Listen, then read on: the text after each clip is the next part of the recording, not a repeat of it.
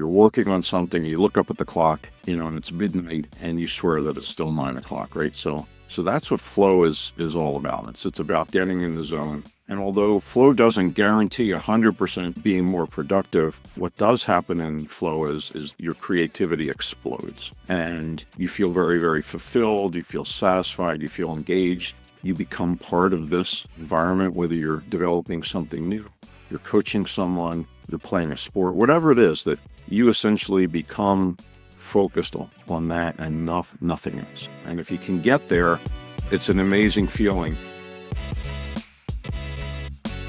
Welcome back to another episode of Personal Brand Blueprint. So as solopreneurs, coaches, consultants, agency owners, we try our best to be as productive as possible. We wear about 17 hats throughout the day, the week, the month. We're trying to grow our business, but it just feels like that to-do list is never getting shorter. And so we need to figure out how to be our most productive selves in order to grow our business, support our families, etc. And that is why today we have on Dr. Kevin Gazzara, Senior Partner and Executive Coach at Magna Leadership Solutions. Kevin's clients struggle with employee retention and engagement, so he develops approachable technical managers that help them retain and motivate their best employees. And being the best means that you need to be the most productive as well. And that is what we're going to get into today. So Kevin, welcome to the show. Dave, thanks so much. Glad to be able to share my wisdom, hopefully, with your audience. And, for those that hang on, we'll give them a gift at the end. Oh, wonderful. There it is. Tease it at the end. That's what I was saying. Stick around. Don't fast forward. Get all the gems throughout. So, Kevin, this is going to be an awesome conversation because it's something I know our audience definitely deals with, and I know I definitely deal with, is just mapping out my day, mapping out, the year even, as to like what's priority, how do I organize my day, how do I become productive, and I have tools and such that I try, but it feels like the tasks continue to come, and I work on one thing that I think I'm going to get done in 15 minutes, and it ends up taking me 15 hours, and it's just I blink and the day is gone. So I want to just kind of start with the idea of productivity, and one keyword that we've talked about before is like flow, getting into the flow state, flow zone, and such. Kind of talk me through what is the concept of like flow and being productive, and why is this important? I think probably the easiest way to start with flow is, flow is this concept of when you have this ideal balance between challenge and skill, where the level of challenge seems achievable, and you have this level of skill to be able to achieve that. And you kind of get what's called the flow zone, or in the 90s, it was retermed as being in the zone, right? So I think many people probably have heard of being in the zone. And there's lots of different factors that contribute to getting into flow. And I think the biggest one, or the one that's the most apparent, is that when the sense of time is severely distorted, where you're working on something, you look up at the clock, and it's midnight, and you swear that it's still 9 o'clock, right? So that's what flow is all about. It's about getting in the zone. And although flow doesn't guarantee 100%, being more productive, what does happen in flow is your creativity explodes, and you feel very, very fulfilled. You feel satisfied. You feel engaged. You become part of this environment, whether you're developing something new, you're coaching someone, you're playing a sport, whatever it is, that you essentially become focused on that and nothing else. And if you can get there, it's an amazing feeling. And the nice thing is throughout our conversation here, we'll talk about what are some things that you can do that will get you closer to flow or get you into flow, and what are the things that distract you from being able to do that. And I'd say most people have the ability to get into flow almost all of their day.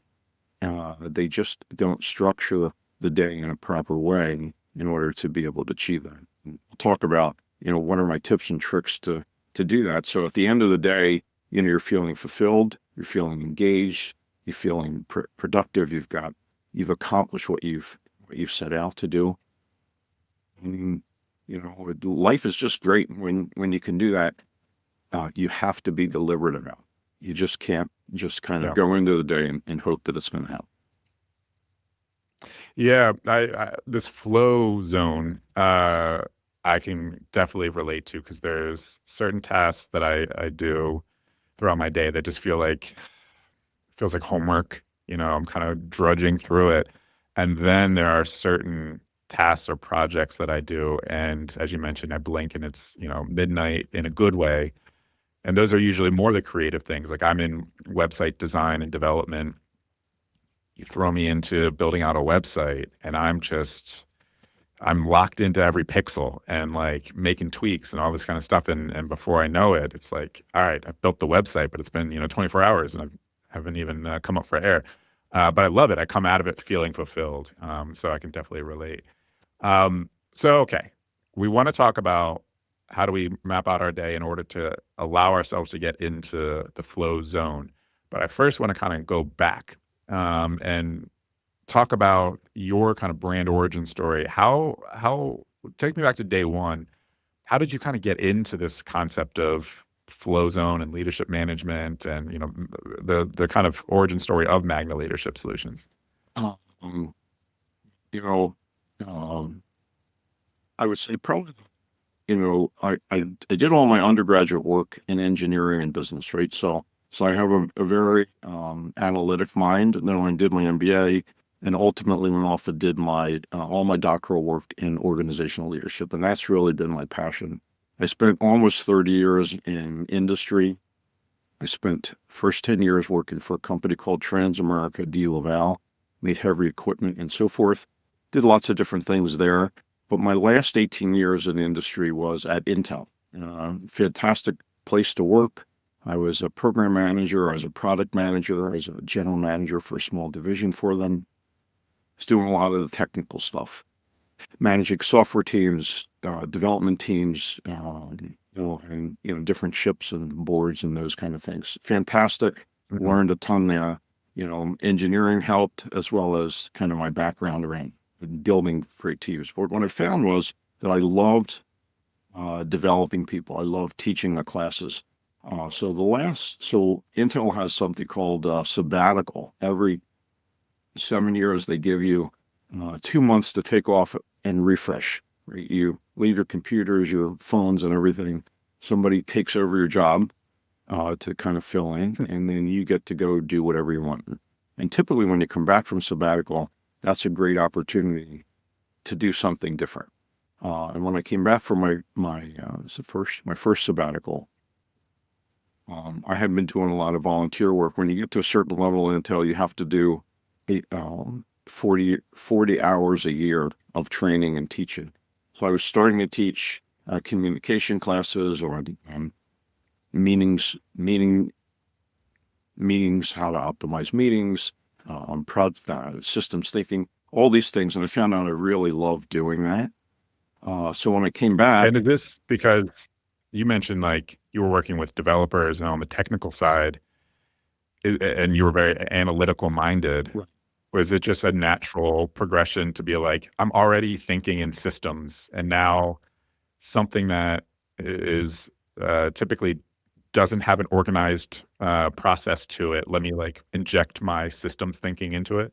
boy, I wish it was that analytic. Uh, my wife has always told me I've got this kind of conflicted brain that, I like the creative stuff. I'm a musician as well. I like the creative stuff. I've done lots of video production and audio production and been in the studios and so forth. So I like that side of the brain, but I also love kind of the analytics. As a kid, I was always taking stuff apart, TVs and radios and engines and those kind of things. So I liked doing both. And what I found is that I need to feed both portions of my brain. Um, but what I found was, when I was teaching the management leadership programs at Intel, that then I really got most of the leverage when I built great teams, right? Just trying to get better at it, faster, better, cheaper for myself. That was a moniker of Intel's, is faster, better, cheaper for the chips. What I found was that if you could really build, you could hire and retain the best people and really spend your time in developing relationships rather than just getting better at tasks, then I could get a whole lot more done. I get better products.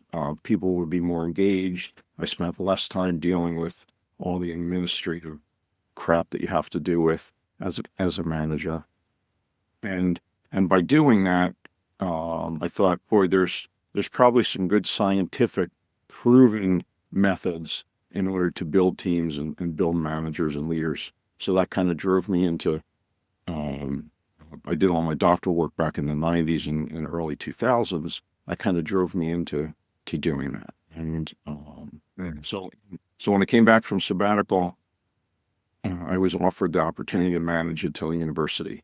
And just to give you an idea, Intel University, we had over 12,000 different courses that we delivered to the 80,000 employees. And I was just managing Arizona, which we were doing 800 to 900 classes a month, which is unbelievable to manage. And then eventually I ended up managing it Intel U for the US. But what I found is that there were, kind of putting analytics, there were certain classes that were highly attended, right? Big demand, lots of good return on investment. And then there were these other ones that were kind of rogue classes that difficult, always getting canceled for low enrollment and so forth. So we ultimately took that 12,000 down to, I think we ended up around 2,500 or so. So we got rid of a good portion of the classes so that we could focus on the ones that had the biggest impact. Nice. So this is, again, sounds like the through line here is how do you simplify, streamline, get the best of what's working and the things in front of you, like whether it be meetings, employees, assets that are available, like, audit, streamline, like increase. Exactly. Well, and it's the 80-20 rule, talk about Pomodoro techniques and so forth of kind of optimizing and focusing on one thing at a time. One of the things that we found was 20% of the classes were getting us 80% of the results. So you want to focus on the 20% of the classes. So we were able to kind of get that down. From a financial standpoint, it was a big advantage. When I moved into first managing Intel University in Arizona, they were canceling because of low enrollment or inability to get instructors or whatever. They were canceling like 72% of the classes, which was crazy. You build it and you cancel it. So we were able to get that down to single digits, like 6 or 7%, which is kind of the norm because of just kind of normally what happens. And, it was a great experience for me. I think it was a good experience for the employees.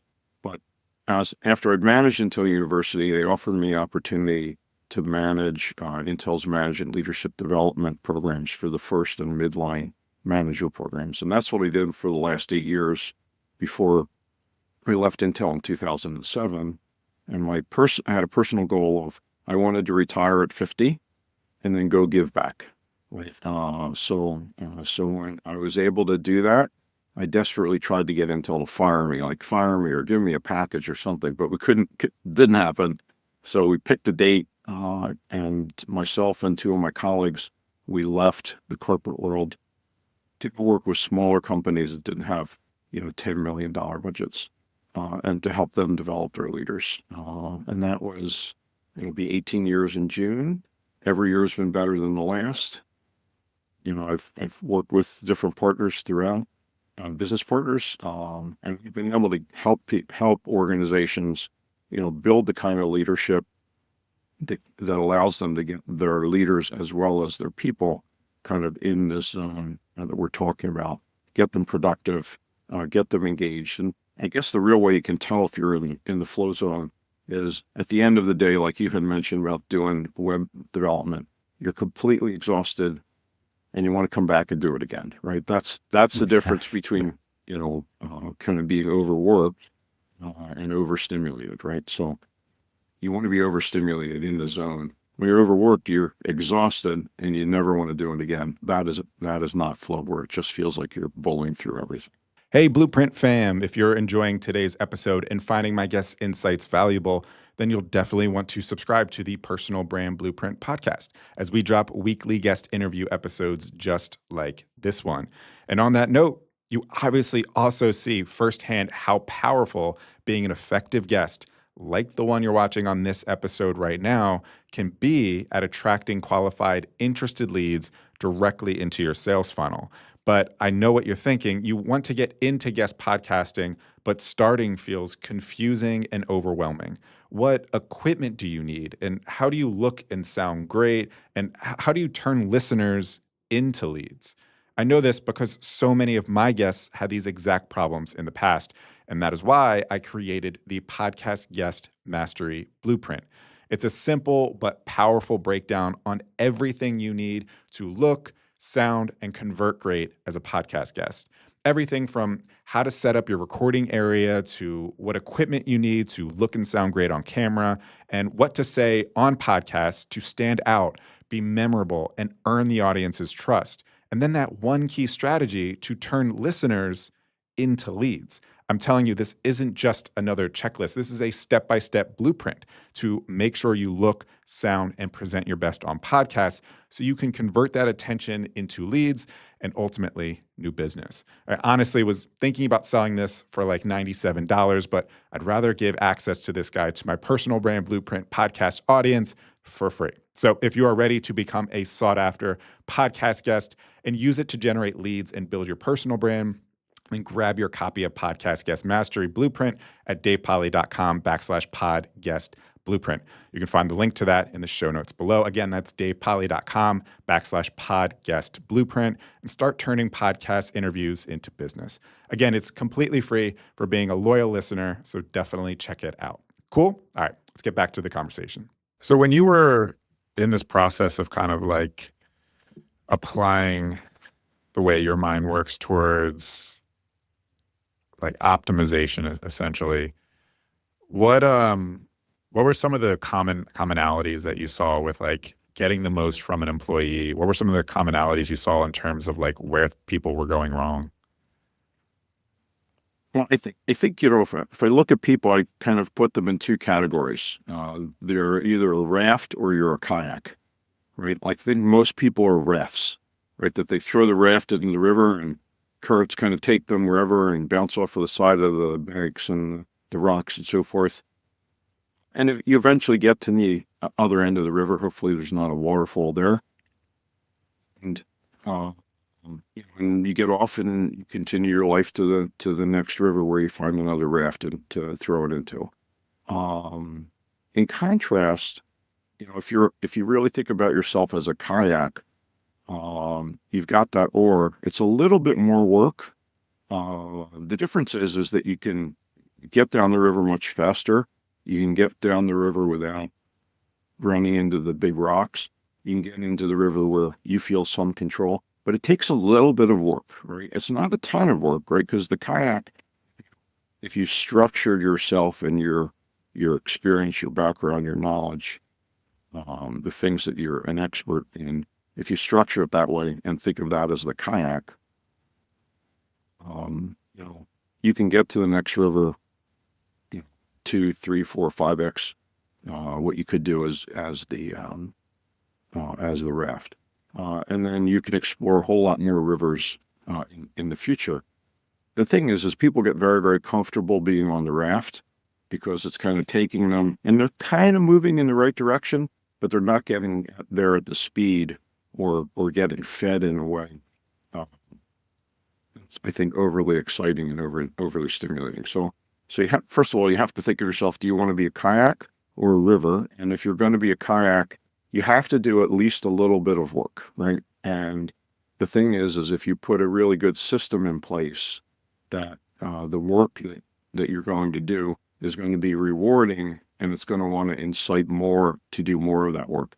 If you decide you want to be a kayak and you don't put yourself in a good system where you don't have a mentor or a coach or knowledge or experience, education, whatever, that kayak is always going to feel uncontrollable. So you have to be able to put the right systems in place. You have to bring the knowledge and experience. A lot of times people don't have that. And it's one of the reasons I became an executive coach is I've recognized a lot of people have a lot of experience, but they haven't really been given good systems to do that. And my goal is always to provide the right systems so that kayak that you decide to jump in really does the work for you, and you just provide slight guidance with your oars as necessary. Yeah.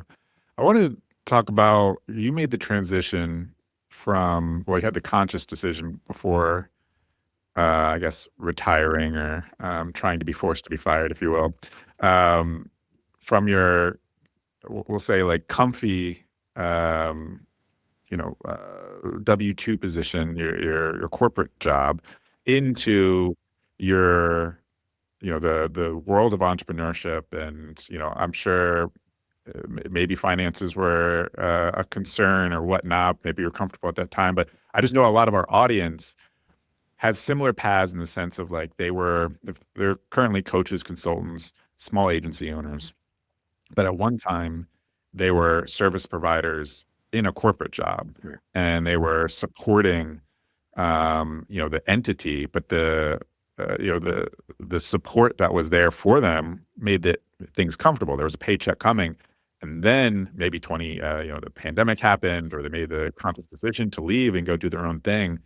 And that's like jumping off the deep end, right? So like, what was that like into transitioning from the kind of corporate structure into being your own boss and doing your own thing and like starting your own business, needing to get clients for yourself?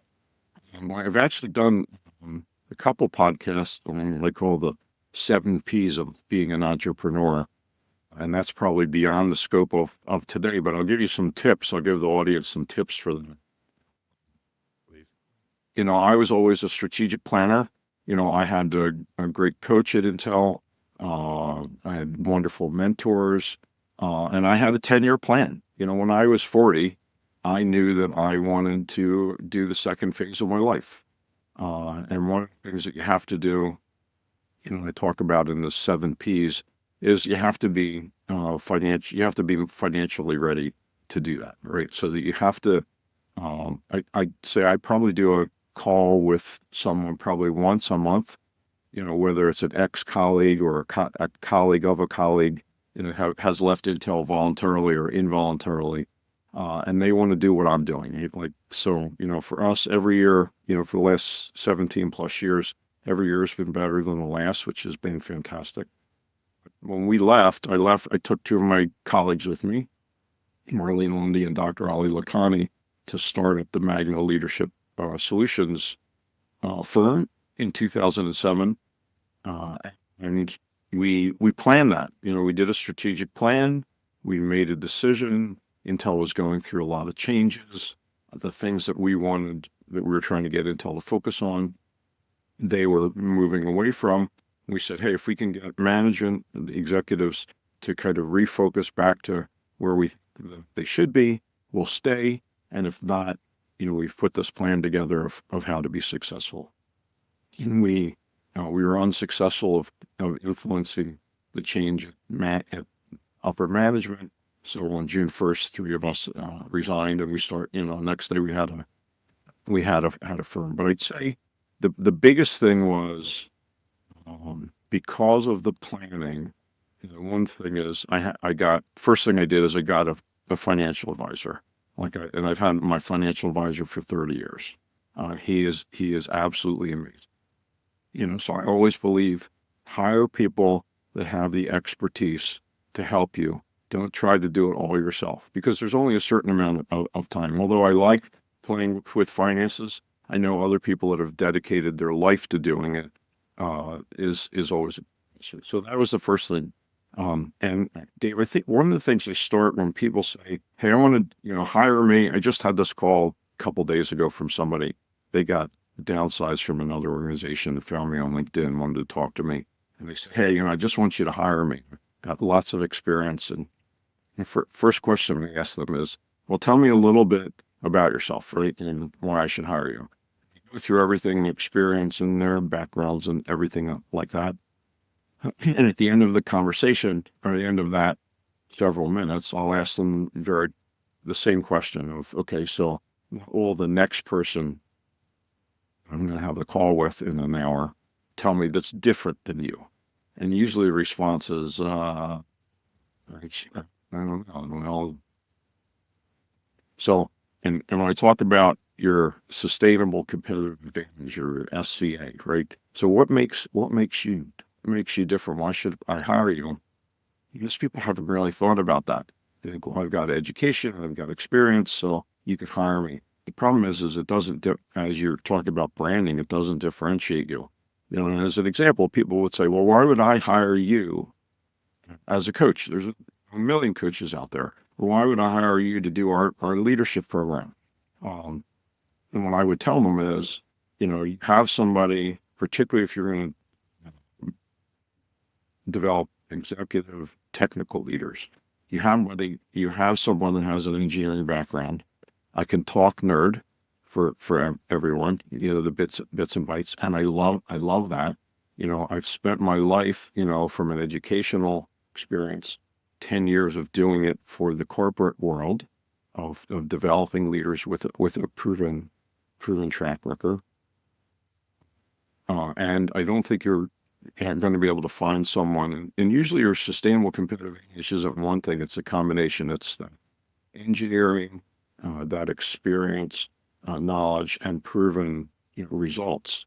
Bringing those three together, I think you would find it difficult to find a coach or a leadership person, a developer to do that. So that's the first thing is I asked them to do that.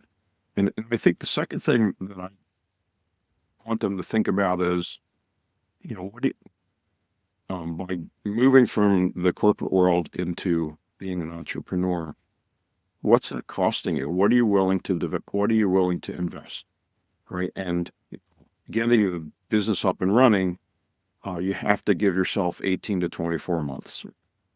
It always takes that long. Most businesses, entrepreneurships, whatever, go out of business. Consultants go out of business in that period of time because they're not sustainable financially. So really quick, 2 minutes here. If you want, I'm going to make the numbers really easy.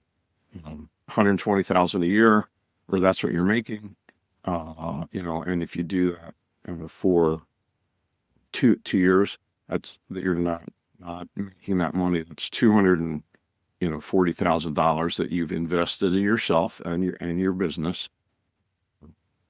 And, so essentially it's $10,000 a month that you're burning, right? Because you're not making that money. And you have to ask yourself, one, am I willing to do that investment? And two, can I do that investment because not only am I not making that money, but I have expenses, right? That I have to have output that I'm going to dip into my savings or 401ks or whatever it is, right?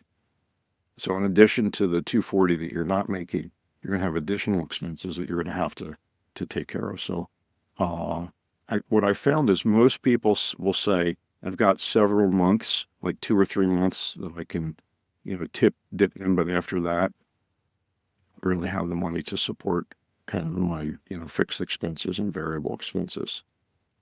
So my recommendation is you need to find a corporate job, right? Like if you think that everything is going to be up and running in 2 to 3 months, and I think it's overly optimistic. I haven't found any people. I'm sure there's people that have done that, but all of my people anyone that I've ever worked with has always told me, give yourself that buffer. And I will tell you, for us, we had our 18-month call, and we hadn't gotten to that point. We were saying to ourselves, was this a mistake? And we said, well, everyone has told us it's 18 to 24. We still got a little bit more buffer. And sure enough, 19 months, a month later, we got this massive PO that really kicked off business. But we had spent a year working. One of our rules was get 10 good clients, expect that you're going to get 10% of them, and always have 10 good potentials in the pipeline.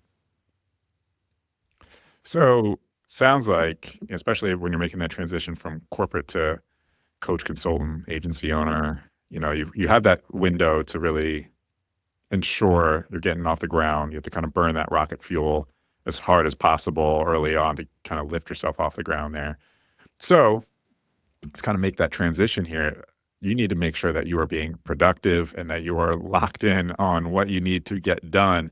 And I mean, especially when you're a new business owner, there's a lot of shiny object syndrome and confusion sometimes about what do I focus on. A lot of times we focus on the wrong things. The amount of time that I've spent trying to decide on like a logo when I'm starting a new business or project is like before even like getting product market fit. So let's talk about now productivity and the flow zone. So I guess, and still kind of putting ourselves in the shoes of that coach, consultant, agency owner who just needs to make sure that they're getting the right things done. What are some of the first things that we need to consider when we're thinking about, okay, how do we become the most productive, or how do we kind of lock ourselves into a zone of flow?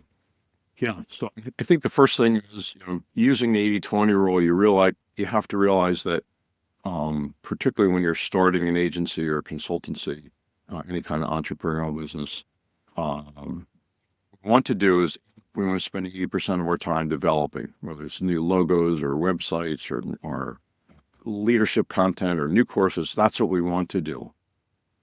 And what you need to do is you need to spend 80% of your time doing business development, and the other 20% of the time is doing the other stuff to kind of establish the business. And I found even us, it was difficult for us because you say that shiny object syndrome, you get involved or really engage in that creativity and you want to be there. But if you don't spend the time on business development, and business development doesn't mean just doing social media. It means phone calls. It means attending events. It means speaking. We do lunch and learns, for organizations at no cost to help their managers. It's getting out there so people can see what you're doing. It's following up, making connections, getting on the phone. You can certainly use email and texting it as well. But the key is that you have to spend most of your time doing that. So from an 80% perspective, and if you really hate doing that, which I find most entrepreneurs hate doing that, is go get help. Get a coach or somebody, a business consultant to work with. And people say, well, I don't have the money to do that. Right? The thing is you don't have the money not to do that. Right? I always tell them, what would happen if I could bring, the business in 1 month earlier? So you get that $10,000 or $20,000 that month, wouldn't that be an advantage? Because that's a month that you haven't spent, so what would you invest to get that $10,000 or $20,000 extra coming in? And you need to you have to make the investment, to make the money. So that's the first thing I would say. And then once you kind of recognize that, the second thing is you need to get what we call capability partners. Most people will call them accountability partners, that you need to work with someone, whether it's, if you're just doing it yourself, go get a coach or mentor or somebody that's really going to help you kind of focus on your day, focus on your week, focus on your strategy, that you're moving in the right direction, and hold you accountable so that each day that you're getting the stuff done that you're supposed to do, right? And if you can do that, you can move forward. So those are the first two elements. And then the third thing is, then you need to structure your day. This is where we're going to get into how do I really get into that zone. So at the end of the day, I'm exhausted, but I want to come back and do it again. One of the things is, there was a really interesting study done many, many years ago, probably more than 20 years ago or so, that they looked at productivity within the U.S. And what they found is that most people, when they define a project of how long it's going to take them, are overly optimistic. And most projects, if you define it as a month, will take you 2.5 months. If it's a year, it's going to take you 2.5 years to get to where you said the product or project or design should be. So the first thing is, give yourself a little bit of latitude so that you can design the product and you're not overly stressed. Other thing that we don't do is we have something called, we used to call this at Intel, keep the business running, right? There's lots of stuff that you have to do on a regular basis. And typically when people take projects on of, hey, can you design this new course, or, can you work with me to coach me through this situation? The answer is yes, of course I can do that. I could think in my mind, it's about 20 hours of work. I can, 40-hour week, I can do that. The problem is most people have about 38 hours of the 40 hours already filled with doing billing and phone calls and teaching and Zoom calls and podcasts and whatever. And because you don't really have that time, it's going to take you longer, or it stretches into the evenings, and it really becomes a drudgery more than anything else. So the first thing is you have to be, and I've written an article a couple of years ago about realism, pessimism, and optimism. And you really need to be somewhat of a realist. Doesn't mean you can't have a stretch goal, but you do have to be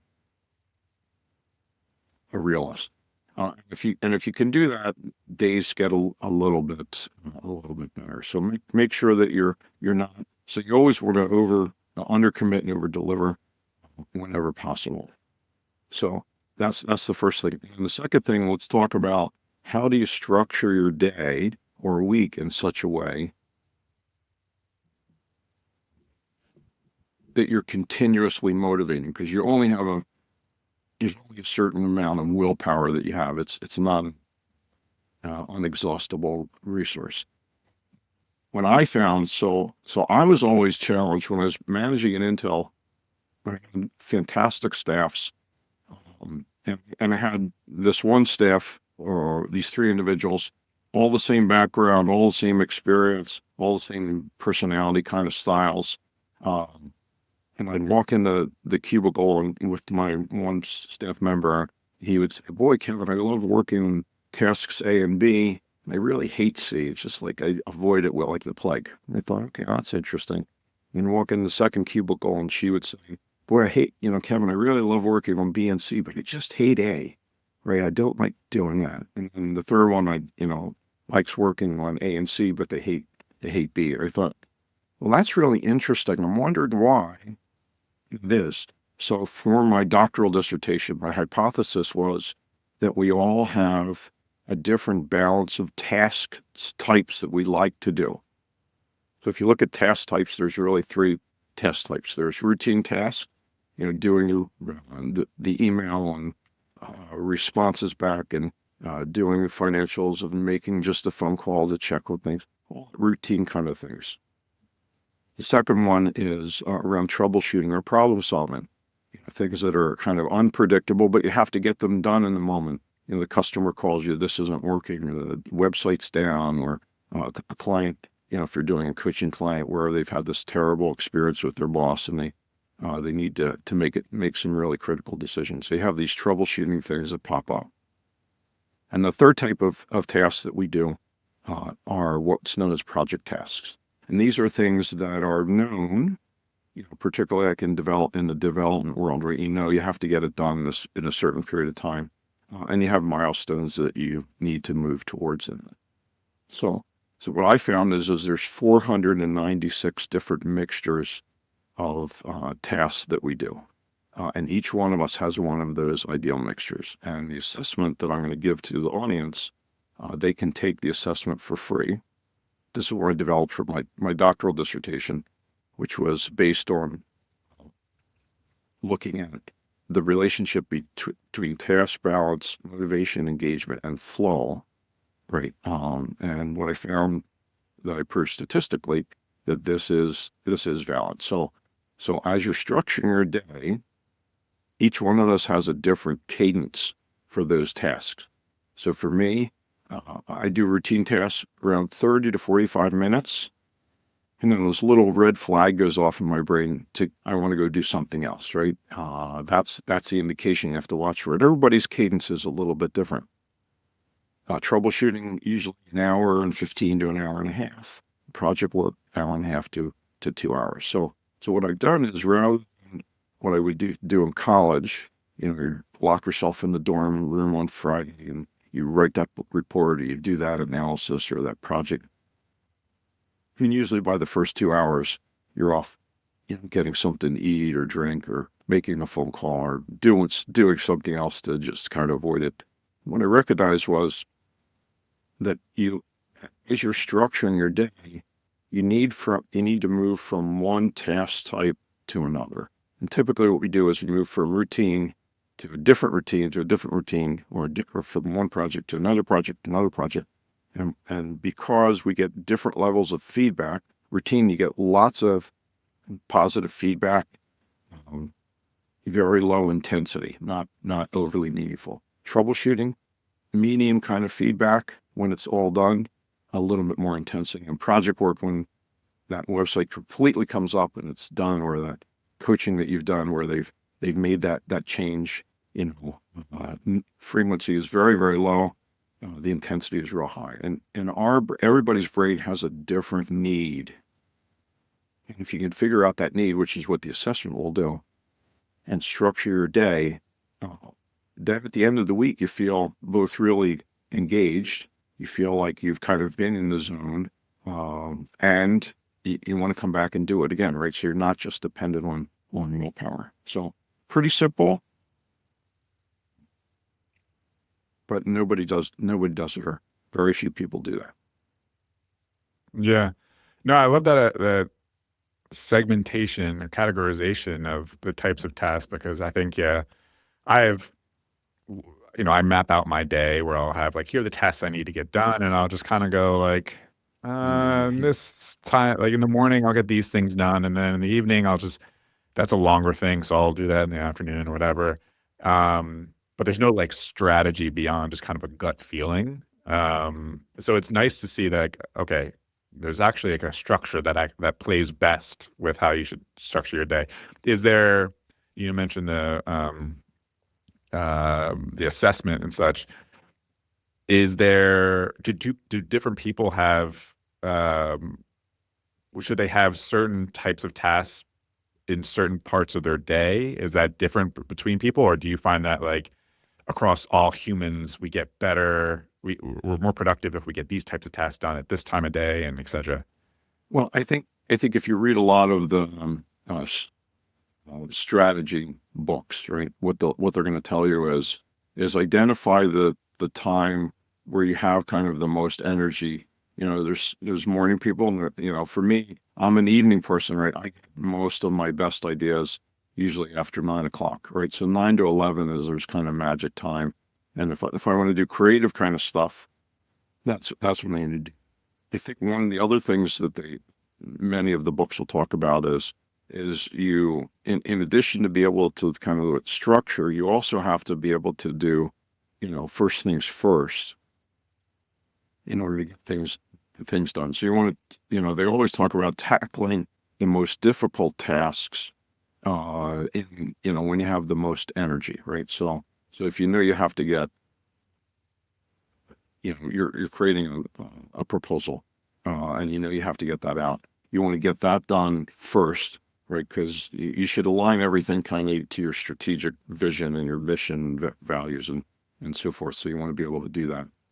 You want to get that done first, and then be able to move to the other things that need to get done. So one of the things that I do, Dave, when I structure my day is I know that there's going to be certain days and certain times of the days that I'm going to get a lot of customer phone calls, or that I know that there's blocks of time my clients, because they're on the East Coast, are not going to use, right? Which is at the end of the day, and I try to structure it around there. So kind of looking at those times, and then figuring out what to do, really makes a difference. But the key is that you want to make sure that you're filling the day to meet your task balance. The assessment's called the task quotient, or your TQ, is if you can get that at the end of the day. I'm giving an example. So for me, I like about 50% project work, 30% troubleshooting, 20% routine work, and I try to schedule that, in such a way that I get at least half of the day, 4 hours or so, project work.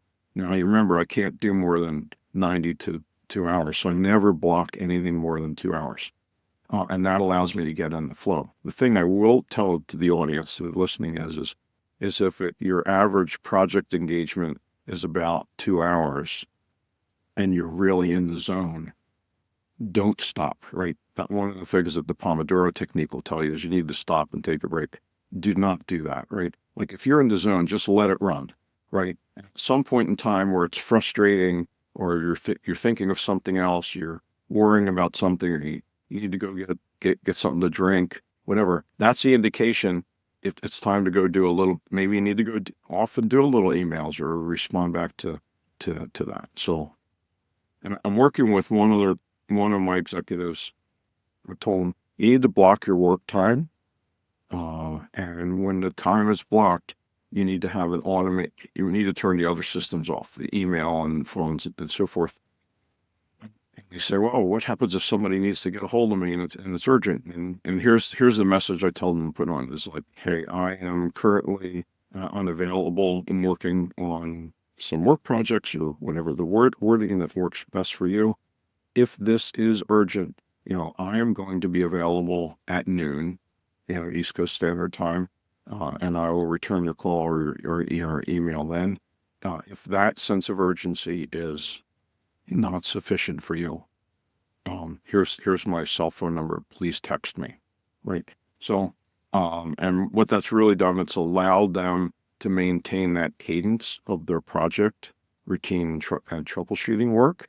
At the same point in time, keep the customers happy. What they were doing before is they were just available all the time. So if the phone would ring or any urgent email will come in, they just respond. The problem is it's very, very inefficient to start and restart projects and activities. You just like once you start it, just restarting and jumping around. And typically, I think the current data says we're about every 6 or 7 minutes we get distracted, right, and go do something else, and that's just incredibly efficient. So that's the thing is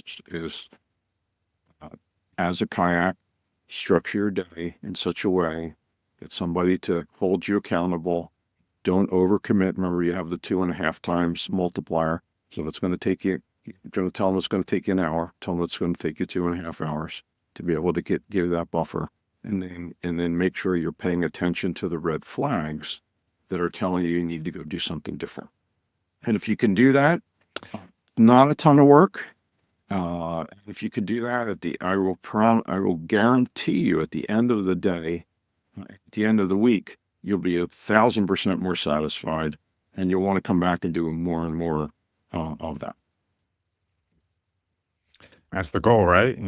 We get into this business to help people, but then we find that there's a bunch of other stuff that bog down our day and prevent us from doing that. So yeah, this is awesome. I'm definitely taking notes here and going to be applying that after this. So Kevin, this is great.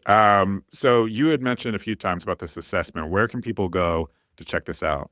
Yeah, so I've created a link for you, Dave. So if you go to Magna Leader, MAGNA leader.co, not com.co, /gift, all in caps, GIFT. You'll get a link. Any of the readers will be able to get a link to the task quotient assessment. It'll take less than 5 minutes to take, probably take you 3 minutes to take it. It'll ask you a series of 15 questions. And then what it'll do is it will instantly send you your report within seconds. It'll send you a report and it'll identify what your ideal situation is for your current work. Now, if people are interested to expand that to analyze their current work environment or optimize work environments or so forth, they can connect with me at any time. Kevin at magnaleadership.com. Give me a call. The one thing I will promise anybody listening is first of all, I love to talk about it because, this is my life's work. I developed the assessment over 20 years ago. We've put more than 10,000 people through it. And one thing I will promise is if you do want to call and have a conversation about, how do I structure my day and get better? I love to talk about that. I love to help individuals. And my promise is you will never get a sales pitch from me. If I could be of help to you or some additional things, great.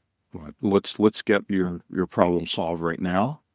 And like I said, I'm not gonna. There's no heavy sales pitch. I made the change from corporate to really go and help people. It's not about the money. Fortunately, my financial advisor's taking good care of that. There you go. That's right. That's why you invest in good coaching, consulting, and advising, is for that the very moment. So, Kevin, this is great. The link to that assessment will also be in the show notes below. Definitely go check that out. I know after this, I'm going to be going and taking it for myself. So I'll let you know what comes of that. So, Kevin, any last words for our audience before we sign off? I think the only last words is take some action. There's lots of things that I mentioned in the podcast. You don't have to do them all. Start taking some actions. Start having a conversation with other people, right? Like I said, whether it's formal or informal, get a coach, get a mentor, get a buddy that's going to hold you accountable, right? So that you can stay focused. And you could be successful, that really having a vision and going after it will be, I think, very, very rewarding. The thing is don't try to do it on your own. You really do need help. Yeah. Wise words, considering a lot of the audience is solopreneurs, and we don't have that person over our shoulder anymore to keep us accountable. So, Kevin, this is great. Thank you so much for being on this episode of Personal Brand Blueprint. My pleasure, Dave. Thanks for. Today, we learned about my guest's origin story, unique methods, and credibility. If you want to see me break down how today's guest can use those tools within the Personal Brand Blueprint strategy to attract, convince, and convert new qualified leads so you can do the same for your business, then check out this episode here. Or if you want to continue to hear more incredible personal branding origin stories and learn more valuable personal branding skills from my awesome guests, then check out the full playlist of interviews here.